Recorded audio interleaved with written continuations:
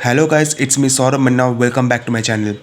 D2T के जितने भी स्टूडेंट्स हैं जो लोग बीटेक में एडमिशन लेंगे सेकेंड ईयर से, तो जैसे कि आपको पता है आप लोगों का एग्ज़ाम्स भी हो चुका, आप लोगों का रिजल्ट्स भी जारी कर दिया है और प्लस आप लोगों का रैंक भी पता चल गया कि आपको कितना रैंक आया है कि नहीं। तो नेक्स्ट तो आप लोगों को रैंक तो पता चल गया। अब नेक्स्ट प्रोसेस आप लोगों को चॉइस फिलिंग, जो कि अभी तक इसके रिगार्डिंग कोई अपडेट आया नहीं है। चॉइस फिलिंग कब होगा आप लोगों का, है कि नहीं।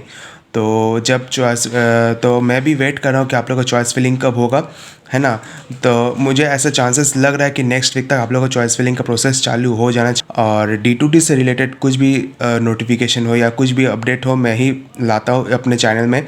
और मैं ये सब से रिलेटेड ज़्यादातर वीडियोस बनाता हूँ, है ना। और अगर आप कुछ भी जानना चाहते हैं D2T से रिलेटेड, आप मेरे चैनल को सब्सक्राइब ज़रूर कर ले। और टेंशन मत लीजिए, जब आप लोग का सीट मैट्रिक्स जारी होगा तो आपके रैंक के हिसाब से कौन सा कॉलेज मिलेगा, मैं उस दिन लाइव आऊँगा और लाइव में आपको बताऊँगा भी कि आपको कौन सा कॉलेज मिलेगा। ओके, क्योंकि मैं खुद एक D2T स्टूडेंट हूँ, मैं खुद बीटेक कर रहा हूँ अभी, तो मुझे आइडिया है बोल के इसलिए मैं ये सब से रिलेटेड मैं वीडियोस डालते रहता हूँ। ओके, तो चलिए आज के इस वीडियो में हम आपके साथ डिस्कस करने वाले क्या क्या इंपॉर्टेंट डॉक्यूमेंट्स ज़रूरी है जब आप लोग एडमिशन के लिए जाओगे। ठीक है, जब आप लोगों को चॉइस फिलिंग हो जाएगा, चॉइस फिलिंग के बाद तो आप लोगों को प्रोविजनल सीट अलॉटमेंट लिस्ट जारी किया जाएगा, जिसमें आपको पता चलेगा कि आपको कौन सा कॉलेज मिला है ना।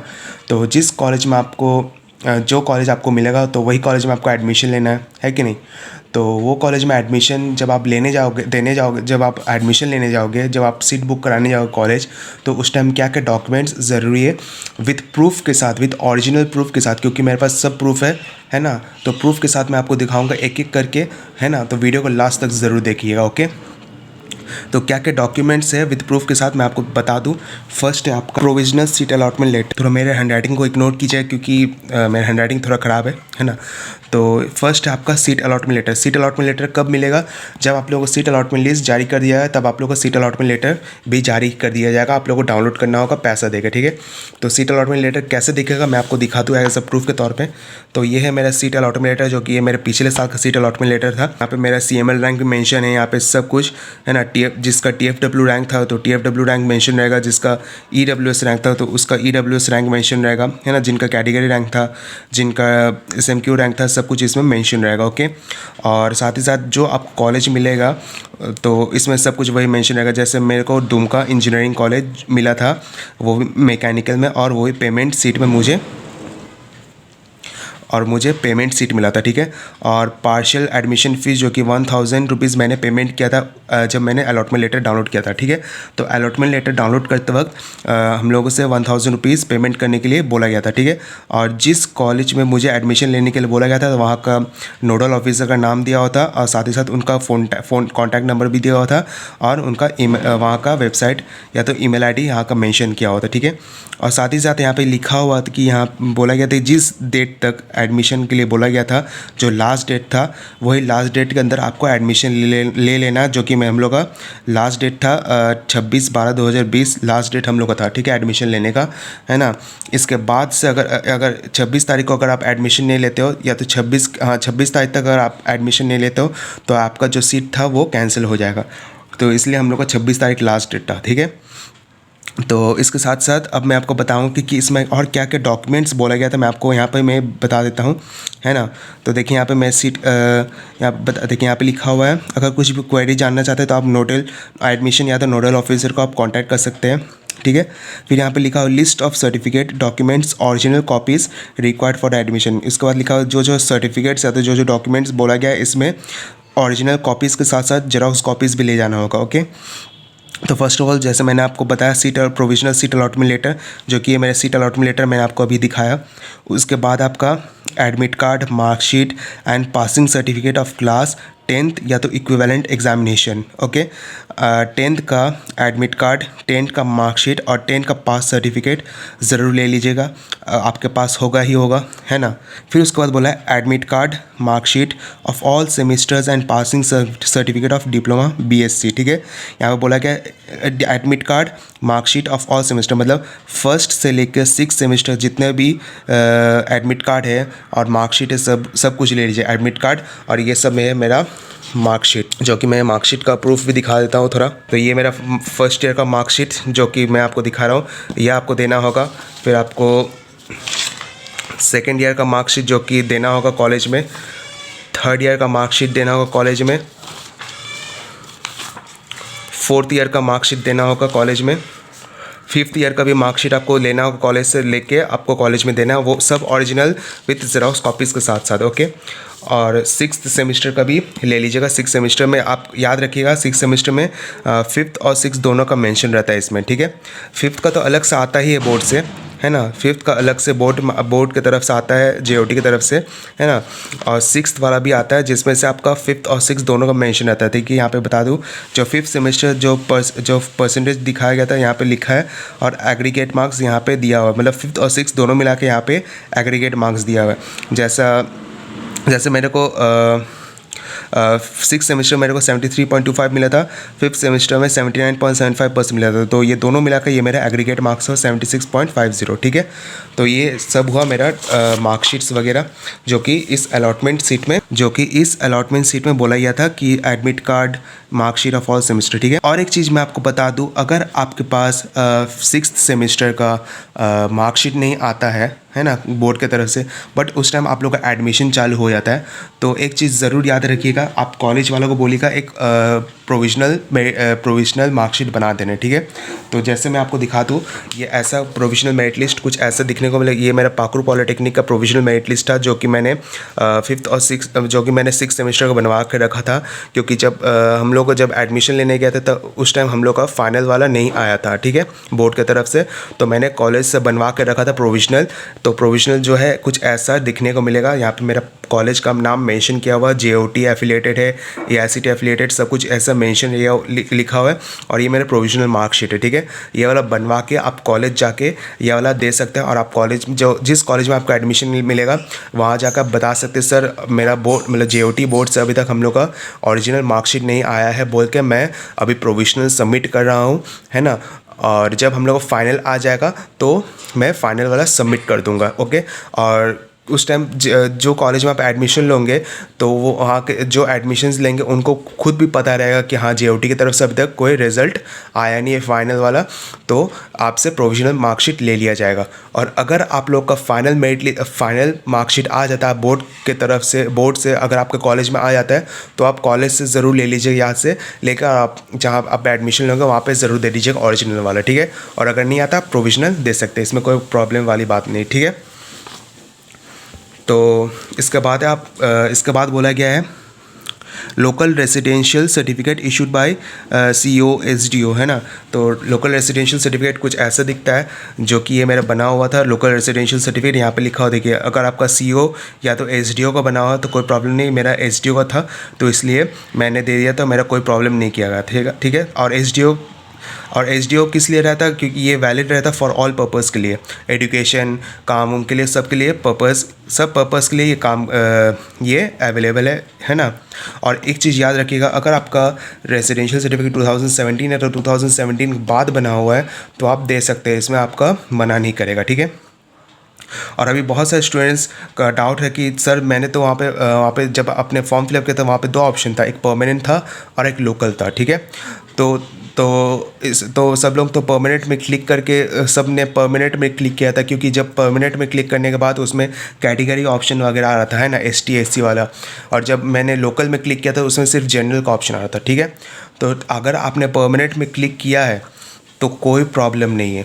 अगर परमानेंट रेसिडेंट ऑफ झारखंड में अगर आपने क्लिक किया है, क्लिक करके अगर आपने कास्ट में सिलेक्ट किया है तो कोई प्रॉब्लम नहीं, क्योंकि झारखंड में सिर्फ अभी लोकल रेसिडेंशियल सर्टिफिकेट ही बन रहा है, ओके, ना कि परमानेंट। इसलिए अभी लोकल सर्टिफिकेट ही बन रहा है। अगर आप जहाँ से डोमिसाइल बनता है अगर आप वहाँ जाकर कॉन्टैक्ट भी करोगे तो वो लोग भी यही बोलेगा कि बाबू अभी लोकल रेसिडेंट ही बन रहा है, ना कि परमानेंट, ठीक है। तो आप लोकल वाला ही दे सकते हैं, इसमें कोई प्रॉब्लम नहीं रहेगा, ओके, क्लियर हुआ। अब इसके बाद है income and asset certificate issued by circle officer SDO and civil deputy commissioner of Jharkhand, ठीक है। In case of EWS seat, अगर आपने ईडब्ल्यूएस सीट अगर सिलेक्ट करके रखा है तो आपको इनकम एंड एसेट सर्टिफिकेट बनवाना ही होगा, जो कि सीओ या तो सब डिविजनल ऑफिसर से जो बना होगा वो आपको देना होगा, और वो भी लेटेस्ट वाला, ठीक है। 1 साल पुराना वाला नहीं चलेगा, आपको लेटेस्ट वाला देना होगा, ओके। और जिन्होंने टीएफडब्ल्यू सीट सिलेक्ट किया है उनको सिर्फ इनकम सर्टिफिकेट देना होगा, जो कि सीओ या तो एसडीओ से बनवाया होगा, ठीक है। इनकम सर्टिफिकेट कैसे दिखेगा, मैं आपको इनकम सर्टिफिकेट कुछ ऐसा दिखने को मिलता है। जो लोग टीएफडब्ल्यू वाले स्टूडेंट जिन्होंने टीएफडब्ल्यू सेलेक्ट किया था, येस किया था, तो उनको सिर्फ इनकम सर्टिफिकेट दिखाना हो। जैसे मैंने आपको लिखा हो यहाँ पे मेंशन किया हुआ है, income certificate issued by circle officer SDO of the Jharkhand state in case of TFW seat. जो टीएफडब्ल्यू सीट जिन्होंने सेलेक्ट किया है, येस किया है, तो उनको इनकम सर्टिफिकेट दिखाना होगा, ओके। और जिन्होंने ईडब्ल्यूएस सेलेक्ट किया था, जिन्होंने ईडब्ल्यूएस सीट सेलेक्ट किया था, तो उनको इनकम एंड एसेट सर्टिफिकेट देना होगा, जो कि इशूड किया गया है सीओ और एसडीओ, ठीक है। तो इनकम सर्टिफिकेट कुछ ऐसा दिखने को मिलेगा, ठीक है। और एक चीज़ मैं आपको बता दूँ, यहाँ पे आपको लिखा रहेगा वैलिड अंटिल ऐसे करके, ठीक है। तो ये मेरा अगर आपका एक्सपायर अगर हो जाता तो जल्दी से जल्दी रिन्यू करवा लीजिएगा, ओके।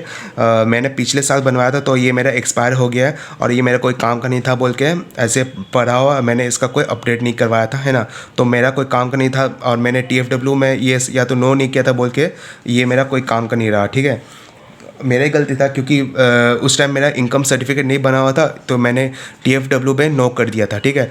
जब मेरा एडमिशन हो गया था, जब मेरा एडमिशन का टाइम आया था, तो तभी मैंने मेरा इनकम सर्टिफिकेट बना था। तो इसका कोई काम नहीं रहा लेकिन फिर भी एक एग्जाम्पल के तौर पे मैं आपको दिखा दे रहा हूँ इनकम सर्टिफिकेट कुछ ऐसा रहता है। और सर्कल ऑफिसर, अगर एसडीओ का भी बना हुआ तो कोई प्रॉब्लम नहीं, सीओ का भी बना हुआ तो कोई प्रॉब्लम नहीं, एसडीओ का भी बना हुआ तो कोई प्रॉब्लम नहीं, ठीक है।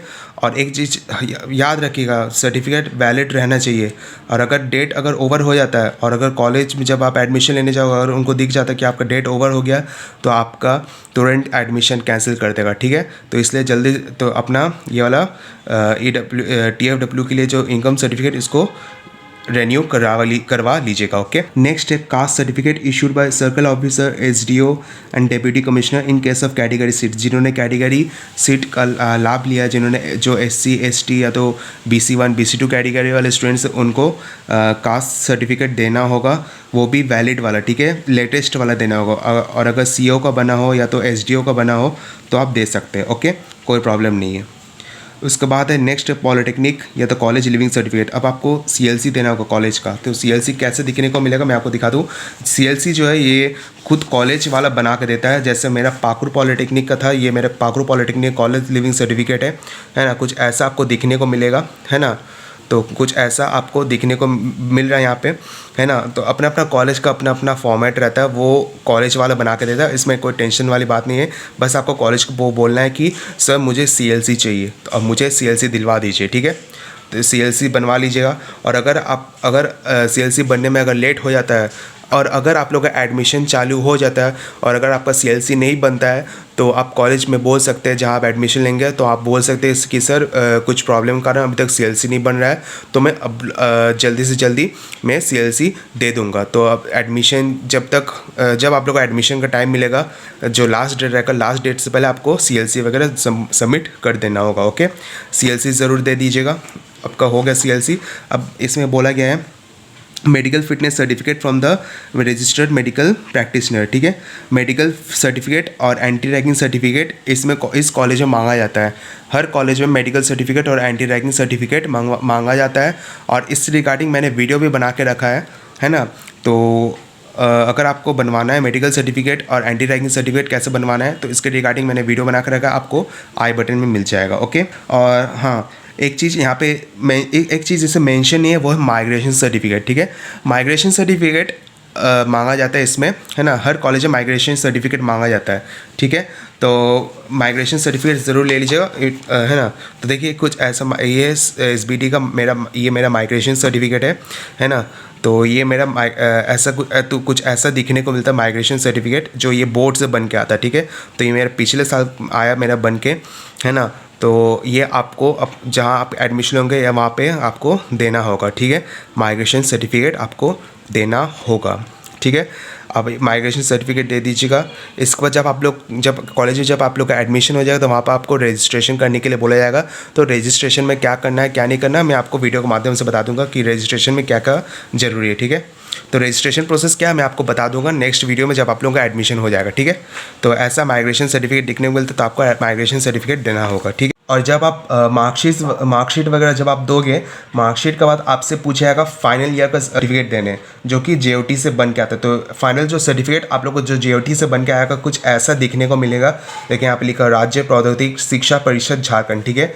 ये मेरा फाइनल सर्टिफिकेट है जो कि JOT से बन के आता है। ये हर डिप्लोमा कॉलेज वालों का ये हर डिप्लोमा कॉलेज में सब का, चाहे वो गवर्नमेंट क्यों ना हो, चाहे वो PPP कॉलेज क्यों ना हो, चाहे वो प्राइवेट कॉलेज क्यों ना हो, जो कॉलेज JOT से एफिलिएटेड है ना, सबका ऐसे सर्टिफिकेट बन के आएगा, ठीक है। रेगुलर, ठीक है। माइग्रेशन सर्टिफिकेट हो गया। उसके बाद बोला गया 1 set of photocopies of all concern certificate and documents. तो यहाँ पे जो डॉक्यूमेंट्स जो बोला गया सबका सेट ऑफ जेरोक्स कॉपीज़ ले लीजिएगा, है ना। और 6 copies of recent coloured passport size photo of the candidate का रिसेंट पासपोर्ट साइज़ फ़ोटोज़ ले लीजिएगा। और एक चीज़, आधार कार्ड ज़रूर ले लीजिए।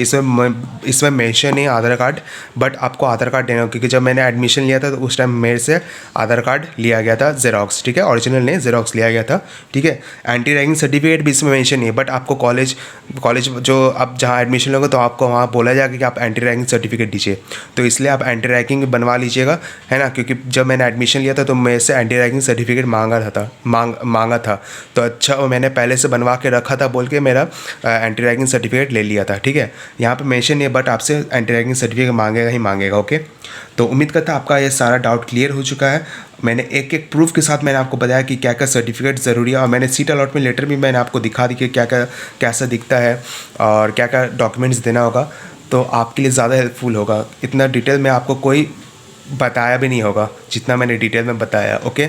तो इसलिए इसलिए वीडियो को एक लाइक ज़रूर बनता है ना। वीडियो को लाइक ज़रूर कीजिएगा, वीडियो को ज़्यादा से ज़्यादा शेयर कीजिएगा। जो D2D वाले स्टूडेंट्स हैं, D2D के स्टूडेंट जो लोग D2D के थ्रू जो लोग एडमिशन लेंगे बीटेक में, ये वीडियो को सबके साथ शेयर कीजिएगा ताकि सबको पता चले कि क्या क्या डॉक्यूमेंट्स ज़रूरी है, ओके। और अगर कुछ भी डाउट हो, मेरे इस वीडियो का डिस्क्रिप्शन में इंस्टाग्राम ID का लिंक दिया हुआ है, आप वहाँ पे क्लिक करके आप मेरे से जुड़ सकते हैं। और कुछ भी अगर क्वेश्चन करना हो D2D से रिलेटेड, आप मेरे से क्वेश्चन कर सकते हैं, ठीक है। कि आपको किस रैंक वाले को कौन सा कॉलेज मिल सकता है, आप मेरे से ये भी पूछ सकते हैं। एडमिशन कैसे होगा और क्या कौन सा कॉलेज बेस्ट रहेगा, है ना, लोकेशन के हिसाब से, पढ़ाई के हिसाब से कैसा कौन सा कॉलेज बेस्ट रहेगा, है ना, आप मेरे से पूछ सकते हैं। कुछ भी अगर पूछना है D2D के मतलब बीटेक से रिलेटेड, आप मेरे से पूछ सकते हैं, ओके। तो उम्मीद करता है आपका सारा डाउट क्लियर हो जाए। तो वीडियो को यहीं पे ख़त्म करते हैं। वीडियो को अच्छी लगे वीडियो को ज़रूर लाइक कीजिएगा, ज़्यादा से ज़्यादा शेयर कीजिएगा। और JCEC से रिलेटेड अगर कुछ भी अपडेट पाना चाहते हैं, चैनल को सब्सक्राइब करना ना भूलिएगा। Thank you.